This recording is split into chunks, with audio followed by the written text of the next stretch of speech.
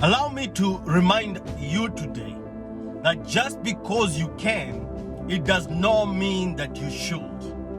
In the book of 1 Corinthians chapter 10 verses 23, Paul wrote to the Corinthian people and he told them, I have the freedom to do everything, but that does not mean that everything is permissible.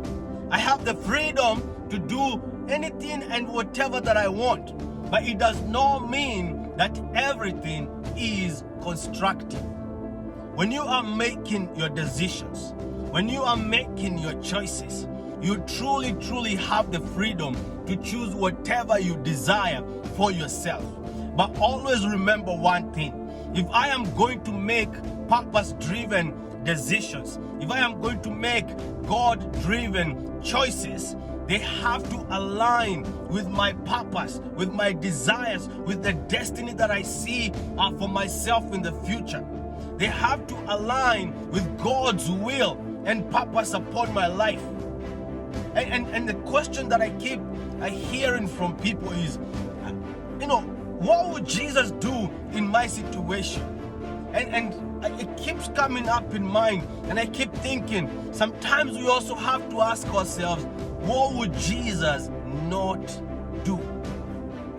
What would Jesus not do? And the reason why this is so important is simply because we have the freedom. There's so many things that are lawful. There's so many things that every other single person is doing. And we may be inclined to think that I can do this because everybody else is doing it. I can do this because, hey, what is the problem, right? But at some point, Jesus at the Garden of Gethsemane, he said, not my will, but your will be done.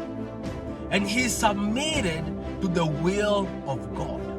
He may not have wanted the pain that came with going to Calvary. He may not have wanted, the anguish, the lamentation that came with carrying the cross. But he realized, not my will, but the will of God. And the will of God was simply aligned with the purpose and the reason why Jesus had come here on earth. And right now, you have a desire, you have a purpose. You know you have something you're called to do. Can you align your decisions with that? Are you able to sacrifice and say, not my will,